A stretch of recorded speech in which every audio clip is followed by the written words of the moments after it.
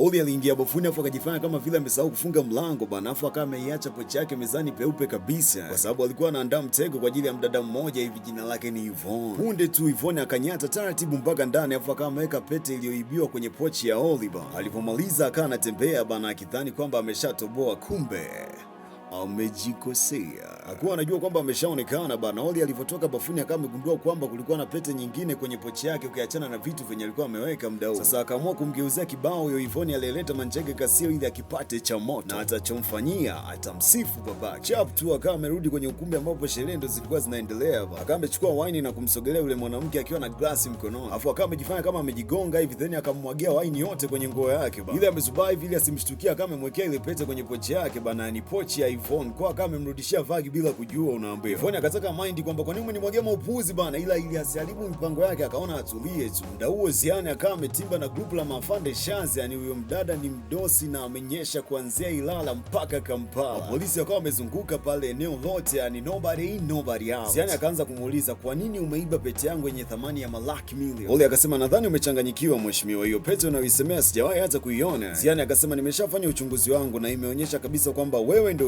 uliyeiba, kwa sababu mara ya mwisho mtu aliyekuwa karibu na mimi ulikuwa ni wewe. Kwa akasema pete haiwezi ondoka yenyewe, wewe ndio uliyeiba, kiufupi wewe ni mwizi. Ziani amaliza kuongea hivi, Yvonne akaanza kumkandia Oli kwa Ziani zile za kwa ameiba kweli, yani kiusnitch, sio umenipata hapo. Wageni walipogundua kwamba mtoto wa mnene amepoteza pete yenye thamani ya malaki milioni, wakaanza kumkandia Oli kwamba umaskini gani huwa mnaanza kuiba hadi pete za urisi eti. Yvonne akaanza kumpandia juu Oli kwamba wewe Oli, mtoa pete ya watu bana, fanya mapema, labda wakishua atasema amekusamea Aisha, sawa? Si ana uhakika kwamba alishamwekea zaga kule. Lakini Oli akaendelea kusisitiza kwamba hajaiba hiyo pete. Wageni wengine wakawa wamemind bana, wakataka wapige pochi ya mdada bana, ili tu athibitishe kwamba ameiba au ni aje. Oli akawa amenyang'anya ile pochi faster. Watu mbona anakataa msecheti, itakuwa ameiba kweli. Wewe leta hiyo pochi tuangalie kama umeruka na unyama, sawa? Mdada kama amekataa bana. Watu wakasema huyu atakuwa ameiba huyo. Kwa amri ya Ziani, Oli akawa amekamatwa faster. Baada ya kumsecha wakakuta pete hamna kwenye hiyo pochi. Ziani akawa amedata kinoma sana, ni kwamba kivipi unyama au pete. Oli akawa anamwambia huna adabu mpuzi, kazi kusechi pochi za watu tu, siku nyingine nitakuzaba. Ziani akasema bado sijamaliza, mpaka pete ipatikane lazima nikusechi mwili mzima, yani kiufupi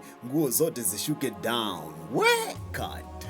Ghafla mda huo akawa anaingia babu yake binti mdosi Ziani, akawa amemwambia mwacheni hicho mnachokifanya, spendi upuzi, sawa? Ziani alipoona kwamba babu yake amekuja, akawa amemkimbilia na kuanza kutoa hayo malalamiko yake kwamba huyo mpuzi kaiba pete yangu na hataki kutoa, kwa nataka nimsechi mwili mzima. Ziani akasema acha kuongea upuzi, fuck ni hivyo, una akili timamu kweli wewe? Unamfahamu kwanza ambaye unataka kumfanyia hicho kitendo eti? Mzee akawa amesogea na kumuuliza Oli kwamba nini kimetokea. Yvonne ndo akagundua kwamba kumbe mzee anafahamiana na Oli vizuri sana. Mzee akawa ameomba radhi kwa sababu ya vitendo vya mjukuu wake bana. Oli akasema naelewa hisia zake na najua anapojisikia, na akawa amethibitisha tena kwamba hajaiba hiyo pete wanayosema kwamba yeye ndo amechukua. Kwa nadhani ili pete ipatikane, kila mmoja humu ndani asachiwe kama nilivyosachiwa mimi, kwa sababu kama pete ipo kwangu basi lazima ipo kwa mwingine, lakini humu ndani ya nyumba lakini ni lazima kila mtu akubali kusachiwa, basi mwizi atakamatwa. Watu wakaanza wapi wewe? Nani umsachi nani anayetoka? Mzee akasema mtuie radhi kwa usumbufu wowote uliojitokeza, ila kila mmoja atapokea fidia kwa kitu ambacho tutafanya, lakini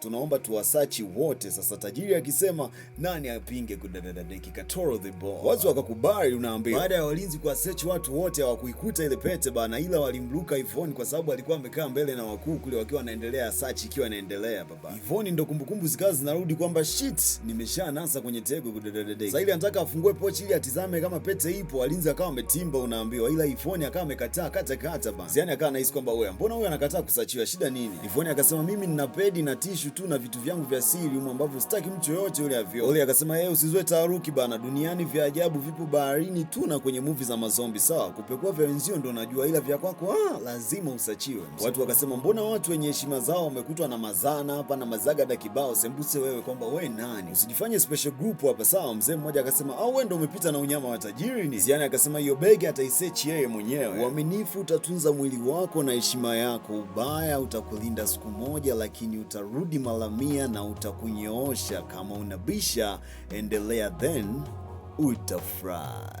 Baada ya kusema hivyo, mdada akawa ameomba begi ya Yvonne bana, ila bado Yvonne akawa anakatalia hiyo pochi yake, unaambia. Akawa anasema kwanza mimi sikuepo, sasa mimi ninaingilianeje nayo mawiziwizi yenu? Eti mimi sikuepo bana. Hapo ndo Ziani mdosi akawa amesema kwamba lazima wewe ndo utakuwa umeiba hiyo pete. Baada ya kuona kwamba hataki kuachia hiyo pochi za Chiwe, mzee akawa amesogea na kusema kwamba hiyo pete ni ya thamani ya $100,000 na ndo urithi pekee wa familia kwa mjukuu wangu. Sawa? Kwa na imani utatoa ushirikiano stahiki ili zoezi la ukaguzi liishe faster bila shido yoyote. Yvonne bado akawa amekataa kutoa pochi bana. Mzee akasema kate, shemu msacheni huyo atatuchelewesha bana. Walinzi wakadunda mbele ili wamsechi huyo mdada chafu. Sasa ile wanavutana hivi, kuna jamaa mmoja ana pesa chafu sana akawa ameingia mpaka hapo ndani. Yvonne akawa amepora pochi yake fast, afu akawa amemkimbilia utajiri zao ili kwenda kutoa malalamiko yake bana, kwamba wanampa tuhuma za kipuuzi ambazo sio za kweli kabisa. Jamaa alivyosikia hivyo akataka amsaidie bana, akawa amemuuliza kwa hiyo unahisi kwamba mwizi ni nani? Yvonne akasema Oli yule pale ndo mwizi huyo. Ambacho alikuwa hajui ni kwamba huyo jamaa anajuana na Oli kitambo sana. Oli akawa amemuuliza mshikaji kwamba umekuja ili umtetewe mwanamke au inakuwaje kwaje? Yani maana sijakuelewa. Ziani akawa ameeleza kila kitu kilichotokea kwa Zaoliba. Mkuu alivyoelewa nini kilichotokea, afu akawa ameona kwamba Yvonne bado anajaribu kujitetea mambo, akasema na yeye atasachiwa kama wengine. Ushanipata hapo? Yvonne ndo akajua kwamba hapa nimejikosea. Ibana yego mama.